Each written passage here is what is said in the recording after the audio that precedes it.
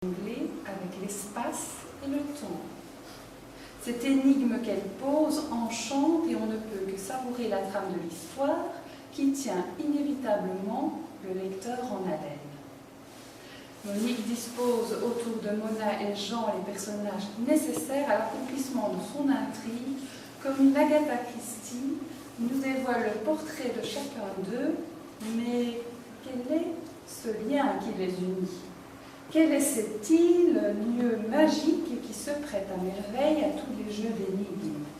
Qui sont ces jeunes gens, Santoline et Jacobet, qui semblent sortis d'un des plus beaux récits d'un vieux livre qu'on appelle la Genèse et qui veut dire l'origine ou les commencements? Parlerons-nous de prophétie? Quand on en parle, il y a souvent des réactions. La première est de croire que par les prophéties annonce la fin du monde, du temps. La deuxième est de croire au retour du Christ, ou encore de croire au devin ou à un quelconque Nostradamus. Et s'il était question que l'homme se questionne et la capacité de vaincre ses propres démons. Suspense. Monique pose la question.